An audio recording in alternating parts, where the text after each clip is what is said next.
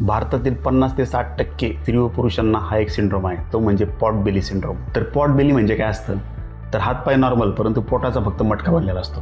तर पॉट बेलीमध्ये नेमकं असतं काय, तर 90% लोक म्हटले की त्यामध्ये चरबी असते, परंतु तसं नसून त्यामध्ये 3 गोष्टी असतात. एक म्हणजे फॅटी लिव्हर, दुसरं म्हणजे लिकी गट आणि तिसरं महत्त्वाचं म्हणजे SIBO म्हणजे सिबो. फॅटी लिव्हर तर आपल्या सर्वांना माहीतच आहे. फॅटी लिव्हर म्हणजे लिव्हरमध्ये एक्सेस प्रमाणात फॅट जमा होणं म्हणजे फॅटी लिव्हर. लिकी गट म्हणजे काय, तर लिकी गटमध्ये बॉडीची पचनशक्ती कमी झाल्यामुळे बरेचसे न पचलेल्या गोष्टी असतात ज्या की बाहेर जायला पाहिजे त्या आपल्या पोटातच पडून राहतात म्हणजे लिकी गट. तिसरं म्हणजे SIBO म्हणजे स्मॉल इंटेस्टाइनल बॅक्टेरिया ओव्हरग्रोथ. ज्यावेळेस पचनशक्ती कमी होते त्यावेळेस काय होतं, पडून राहिलेल्या अन्नामुळे त्या ठिकाणी बॅक्टेरिया जे नॉर्मल त्याचा काउंट पाहिजे असतो तो खूप जास्त वाढत जातो आणि वाढल्यामुळे तिथं फर्मेंटेशन होतं. फर्मेंट झाल्यानंतर तिथं ब्लोटिंग होतं, जसं की गॅसेस तयार होणं पोटामध्ये. या 3ही गोष्टींचा परिणाम म्हणजे पॉट बेली सिंड्रोम. का होतं पण असं, तर यासाठी मेन कारणीभूत गोष्टी असतात 3WPR म्हणजे 3 व्हाईट्स. एक म्हणजे मैदा, दुसरं म्हणजे साखर आणि तिसरं म्हणजे राईस. P म्हणजे पॅक्ड प्रोसेस फूड्स जे की तुम्हाला सर्वांना माहीतच आहे, आणि R म्हणजे रिफाइंड ऑइल्स.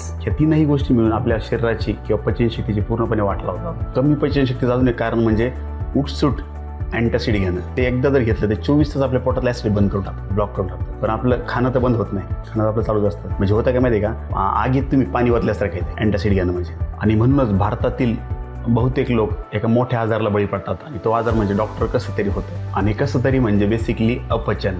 त्यामुळे पोटात ब्लोटिंग होणं, पित्त वाढणं, कॉन्स्टिपेशनचा आजार होणं, मळमळल्यासारखं होणं किंवा चिडचिड होणं किंवा कुठल्याही कामात इंटरेस्ट न राहणं. नॅचरली आपली पचनशक्ती जी असते ती म्हणजे भट्टी असते. तिचं काम असतं की कॉम्प्लेक्स गोष्टी पचवणं, रॉ गोष्टी पचवणं, फार आपण शिजवणं, मूळ प्रमाणात ते खाणं. ह्या गोष्टीसाठी आपली पचनशक्ती देवाण दिली असते. आपल्या पोटामध्ये हजारो एन्झाईम्स असतात, लिव्हर असतात, ज्याचं काम असतं की बेसिकली की टॉक्सिक गोष्टी ज्या असतात बॉडीला हार्मफुल त्याचा निचरा करणं. परंतु आपण हेल्दी गोष्टी कमी खातो आणि अनहेल्दी गोष्टींचा वापर जास्त करतो, जसं की ते 3WPRs. आणि त्यामुळे काय होतं, एकंदरीतच आपली पचनशक्तीची पूर्णपणे कमी होऊन पॉट बेली सिंड्रोमचं प्रमाण वाढत जातं.